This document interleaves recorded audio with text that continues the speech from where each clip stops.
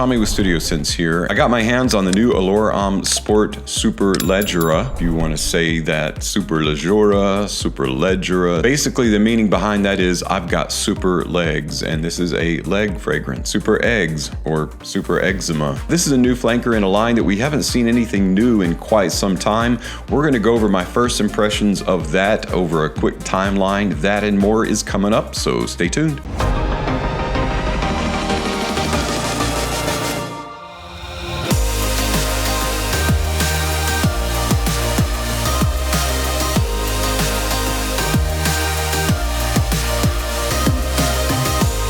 Welcome back, guys, to my first impressions of this new Allure Homme Sport Superleggera. I remember the first time that I tried Allure Homme. I really liked it. That came out in 1999, some time ago. And then in 2004, Allure Homme Sport came along.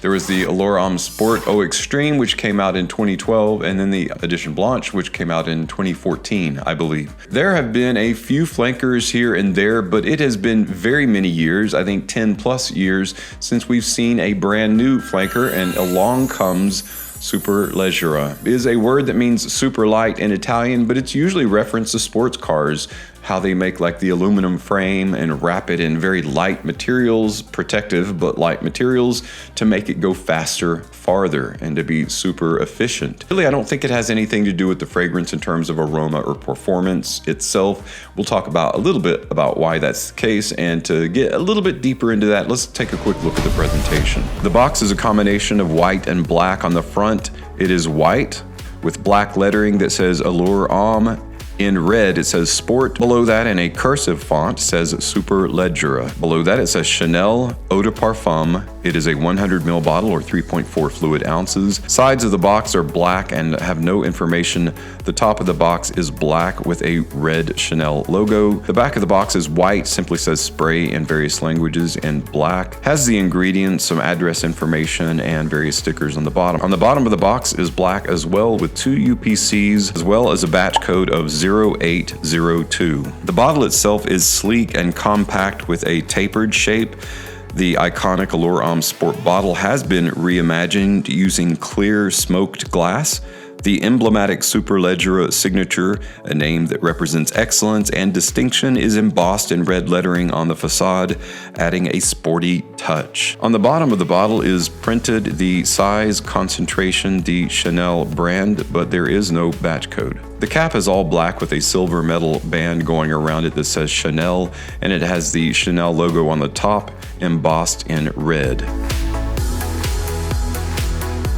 So there you have it, guys, the sleek look. It is the typical size and shape of Allure Homme Sport. It has been slightly reimagined. Primarily the difference is that smoked glass look. The word Superleggera is embossed in red in that cursive font. You can actually feel it with your finger sticking out. It's pretty cool. The red lettering here and the red highlights on the bottle kind of make me think of the Ferrari and Brembo red calipers for sports cars, and also what they call in photography touch of color. And so I think that's what they were kind of going for, at least it looks that way to me, because of the name Superleggera and its association with Aston Martin, and of course how it's positioned on the bottle. But is that the case when it comes to the aroma? Is it a super light aroma? Well, we looked at the presentation. Let's talk a little bit about the notes that make up the composition. Allure Homme Sport Superleggera's classification is that of a woody, ambery fragrance, featuring top notes of citrus, mandarin orange, and grapefruit, with heart notes of various woody notes and cedarwood, resting on a base of white musk, amber, patchouli, and sandalwood. All right, guys, now that we know what it looks like, we know what notes are in it. Is it something super different, super light, super massive, super creative? Well, the answer to that is not really. I think a lot of people are going to be disappointed in this. To be quite honest, I was a little bit disappointed in this. I actually had no expectations of what it would smell like. Having experienced Allure Homme Sport, Allure Homme Sport Eau Extreme, I kind of knew that it was headed towards a pretty linear, citrusy fragrance. Now, that's not necessarily a bad thing. It does what it does really well. There's nothing super unique about this. It doesn't have any like notes that are like time release, comes up later on and smells super different, but it is a super fresh. I think it would have been more appropriate to call this the Italian word for super fresh instead of super light. But I get the nod towards, in particular, sports cars because it's a sport fragrance. So that all makes sense. Usually when I first smell a fragrance, I'll go through this catalog in my mind of fragrances that I think it smells like. And the very first fragrance that popped up in my mind when I smelled this was this Versace Pour Homme. This is a very citrus heavy, musky fragrance. It is similar to its big brother, Allure Homme Sport. There is something just a bit lighter and a bit fresher, and I'll say crisper, if I can use that term. It's got a, not crispy, but crisper. Superleggera has a bit more of a sharp, crispy edge to it than does its big brother, Allure Homme Sport. And I like that fact. That's the difference in this that I think is worth celebrating and worth focusing on, because it's a very fresh take on that DNA. And it's almost edging towards aquatic. It's got such a light, fresh feel to it. If you want to take that analogy that of a vehicle wrapped in very light but very protective type metals, the fragrance itself is a very light fragrance, but what it's wrapped in is pretty substantial in terms of the freshness of it, the cleanliness of it, and again, that sharp crispness of the notes, I'll say, is the biggest caveat that Superleggera has going for it. Is that enough to recommend it though? I think a lot of people are going to say no. I think a lot of people, again, are going to be disappointed in this because we've waited, 10 plus years for a new flanker to come along. The expectation is going to be a little bit higher, of course. What people are wanting might be a lot different than what's actually coming out of the atomizer. Speaking of which, let me show you what it looks like. I do like the fact that the atomizer is black, the aperture is white, so you can see, that's a pet peeve of mine.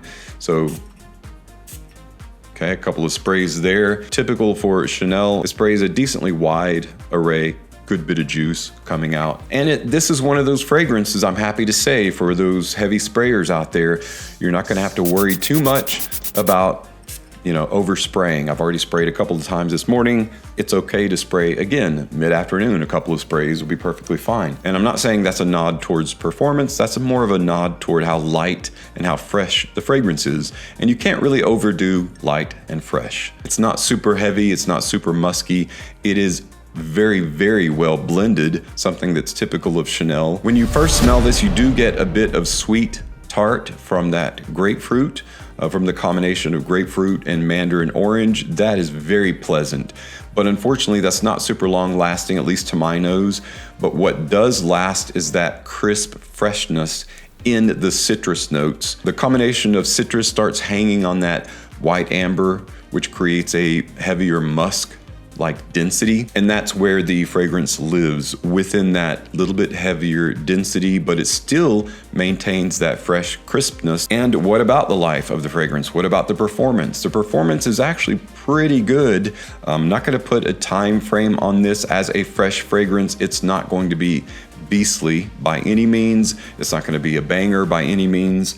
Very few fresh fragrances are, because of the nature of the fragrance. Citrus fruits have a relatively short half-life. That is unfortunate, but that is true. But as a performer in the citrus arena, this is going to be up there with the best of them. It still maintains that fresh, sporty, from the gym to the shower, out of the shower kind of cleanliness, that ready availability of maintaining that fresh perspective and outlook. They did a great job, they being Chanel, did a great job of creating a super fresh fragrance. But is it going to be worth the wait? I don't know. I think a lot of people are going to be a bit disappointed. And when you compare it to the price point of $172, which is, what I paid for it, coming from Macy's, but you can get it at any department store. Don't be fooled by Harrods, which it's listed as $151 or whatever. They make that up in the shipping, pretty much. So pretty much everywhere it's going to be the same, about $170, $173. With tax, a bit more wherever you are. We're edging closer to that $200 price point.